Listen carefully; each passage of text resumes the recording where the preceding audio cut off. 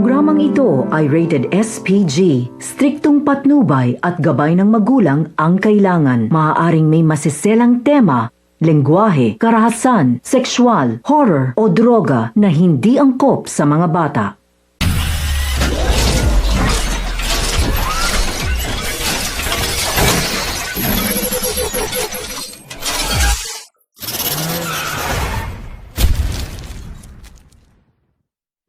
Good morning, Philippines! Good morning, Sibugay! It's Friday and we are here again at the #1 talk show in the province. Where we are talking about the happenings in the Philippines and within the Sibugay, The Katok Show! We're really excited for today, partner, because we have 3 guests. Not only 1, but 3. Alright, partners, so without further ado, we have our guest for today, the mother for the Ulirang Ina recipient 2019, and in this year, welcome to our studio, Ma'am Shi Pam! Hi! A gentleman and a current Sangguniang Kabataan Chairman all the way from Titay City, Honorable SK Chairman Joren Macapas Albiso Osman. Morning. And a vlogger and a CEO. Welcome to the studio, Mr. Melvin Baralocos. Hello, guys. Good morning, Ma'am Mamshi. Good to have me here in your beautiful studio. Good morning to Ma'am Shi Pabs. Alright, so how are you doing today, Ma'am Shi Pabs? I'm doing great, thank you. Alright, so we'll get straight to the point, Ma'am Shi Pabs. So, by the way, in these trying times, we all know that we are affected with this COVID-19 pandemic. Yes. So our first question to you, Ma'am Shi Pab, is that how this pandemic affects you and your family? This pandemic affects not only me or my family, but all Filipino family is involved in this, what we call pandemic, the COVID-19, especially my husband is working as a frontliner. By the way, Ma'am Shi Pabs, what is the work of your husband? My husband is an ambulance driver. Oh, I see. So how about your son and your daughter, your children?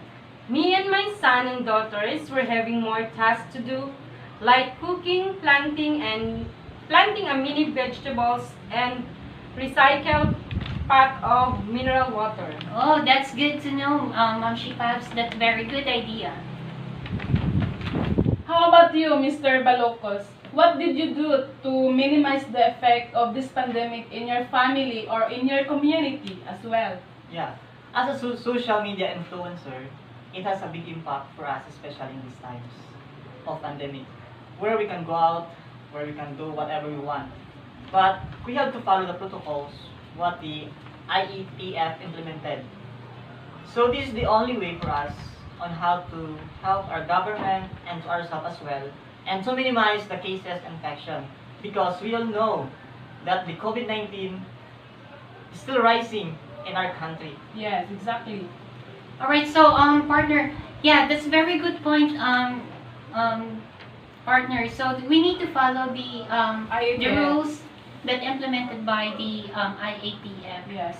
Next question, Mr. Balocos.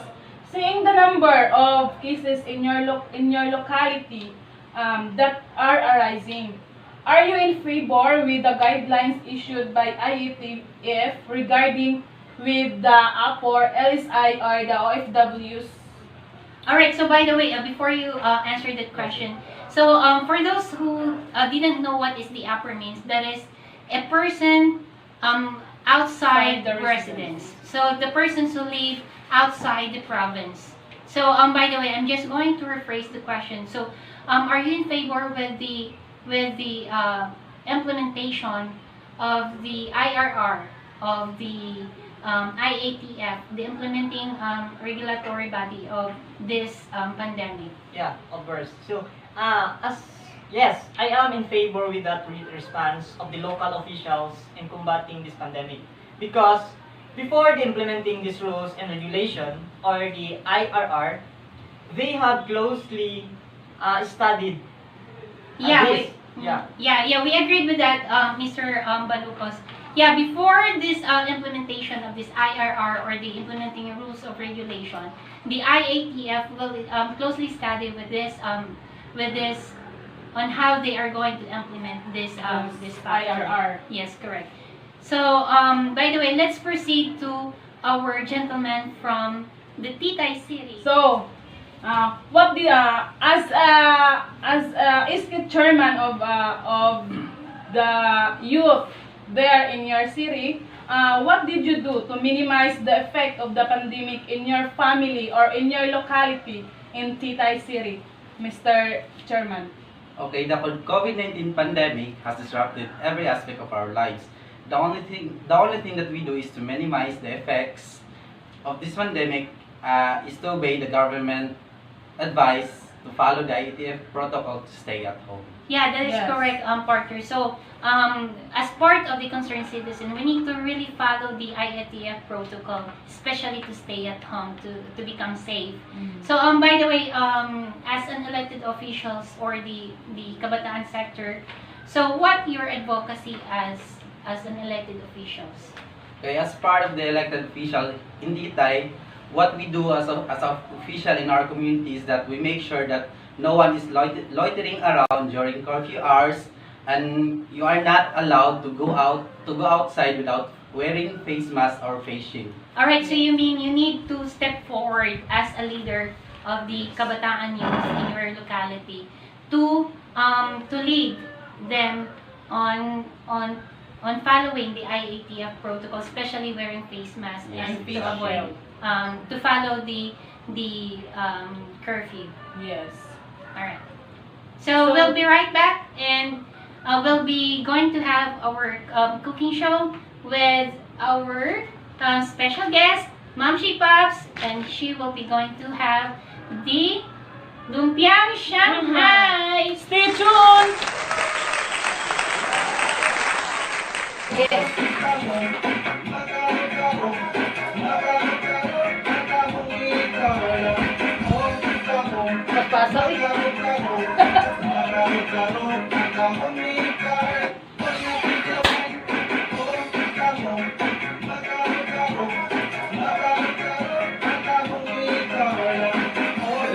Baliktad!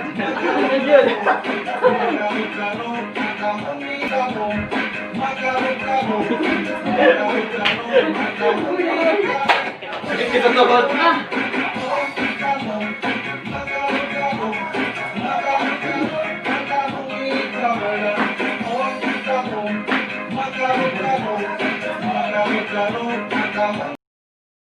Para kanino ka bumabangon? Para sa akong mga anak. Dati, walang-wala talaga ako. Kahit pangbaon, wala akong maibigay. So it was a disappointment para sa akin. Kasi as a father, diba, gusto mong maibigay sa mga anak mo yung kailangan nila. Sabi ko, kailangang tapusin ko yung pag-aaral ko. Ipakita ko sa mga anak ko nga hindi ako failure sa kanila. Na kayang-kaya ko pang ibangon ang aking sarili, ang akong pamilya. That was my turning point talaga. Gidungan ako ang akong pagtrabaho, pagsikyo. Sikyo ako sa gabi and then mag-aral ako sa umaga. Primero, at first, nahihiya ako kasi ako lang pinakamatanda doon. Mas matanda pa ako sa teacher namin. Grabe yung nang murag self na naawa ko sa sarili ko. Pero nalalo kong pinagbutihan yung pag-aaral ko. Nag-graduate ako. Nakuha ko pang maging isang cum laude at magiging teacher na rin. Yung mga anak ko, ako yung na-feel nga proud sila. Sabi nila, pagbutihan pa daw nila yung pag-aaral nila. Ang kasama kong bumangon is kape klase. Kayang tapangan sa oras ng laban. Nagpakaisog ko tungod sa akong pamilya. Kinaya ko lahat yon. Isog na akong sagubang ang lahat na responsibilidad sa akong pagtungha. Ikaw, paragang kinsa ka man mubangon. Ang programang ito ay rated SPG. Striktong patnubay at gabay ng magulang ang kailangan. Maaaring may masiselang tema, lengguwahe, karahasan, sexual, horror o droga na hindi angkop sa mga bata.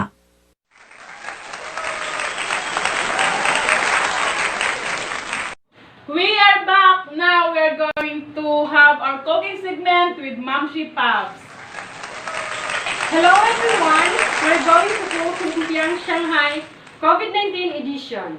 Why is it COVID-19 edition, Mamshi Pops? It is called COVID-19 edition because as a Filipino, we need to be resilient in times of pandemic. And in addition with that, all the ingredients of our Lumpiang Shanghai are already available in our kitchen.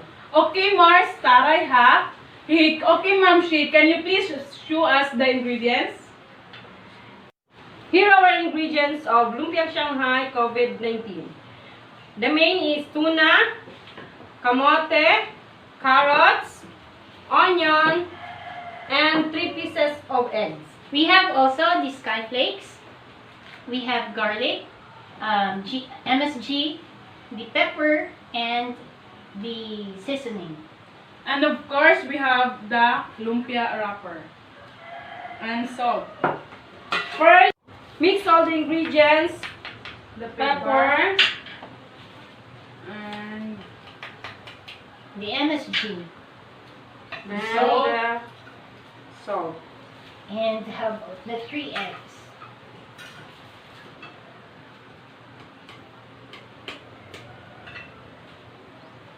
We need to put all the 3 eggs, Mamshi Pops.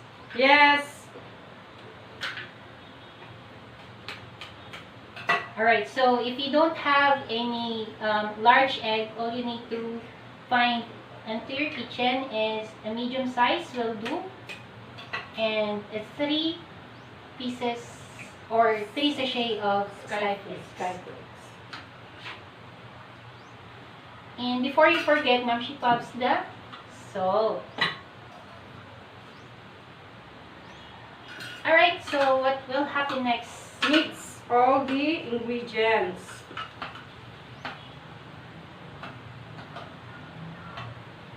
Also, we have 2 kinds of the way we are going to cook the Lumpiang Shanghai. Mix all the raw ingredients, or you need to fry it first or saute it first before we're going to wrap in the lumpia wrapper. Alright, so let's clear this out first. Now we will do the wrapping. This lumpia wrapper is available at the market. You can find it in the Ipil Market. Ipil Market. You can find any brand, which is for only 18 pesos. Alright, so how about Mamshi Pops? What we're going to do on the wrapping? Wrap all ingredients was mixed.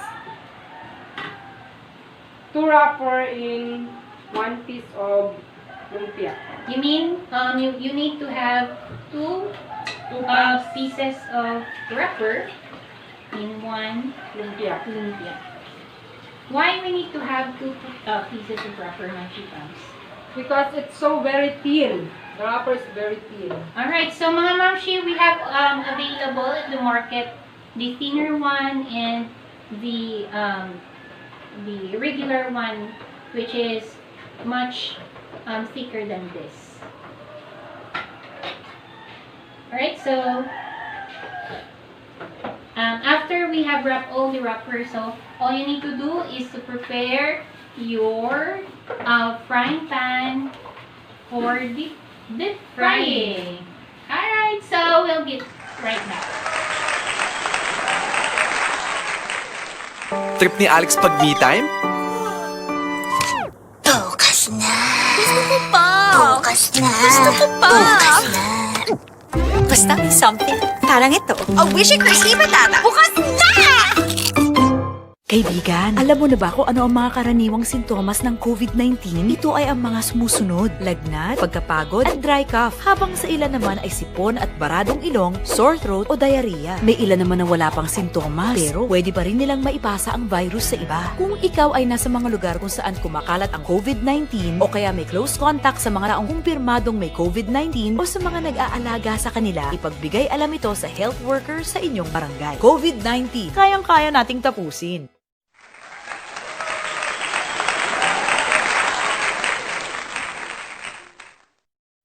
we're back. Let's have our taste test. Let's try this, mga Mars.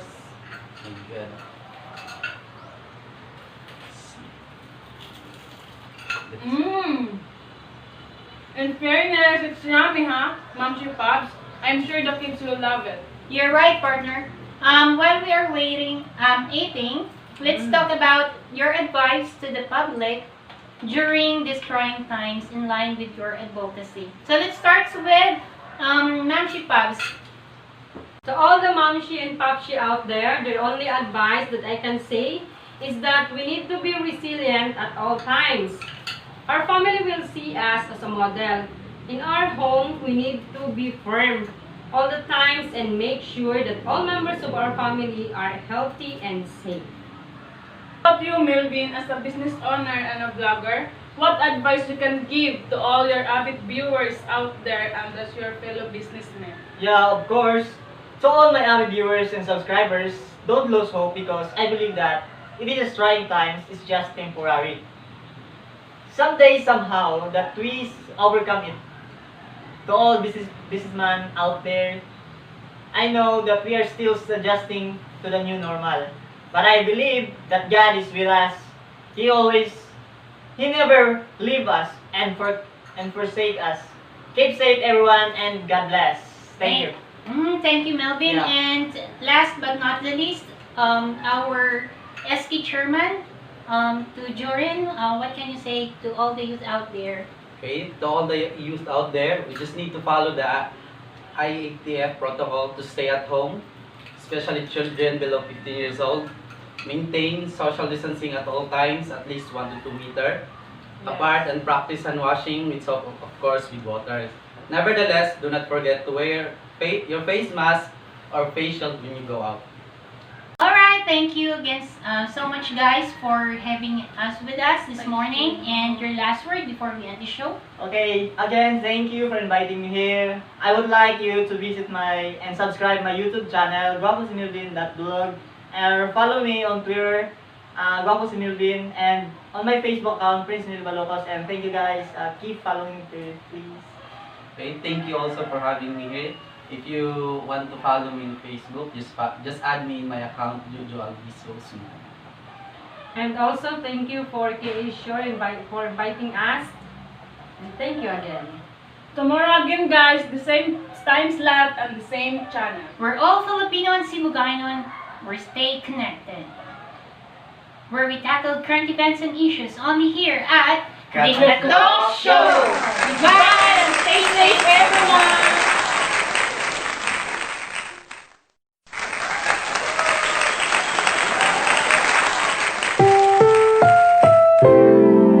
Ang programang ito ay rated SPG. Striktong patnubay at gabay ng magulang ang kailangan. Maaaring may masiselang tema, lengguwahe, karahasan, sexual, horror o droga na hindi angkop sa mga bata.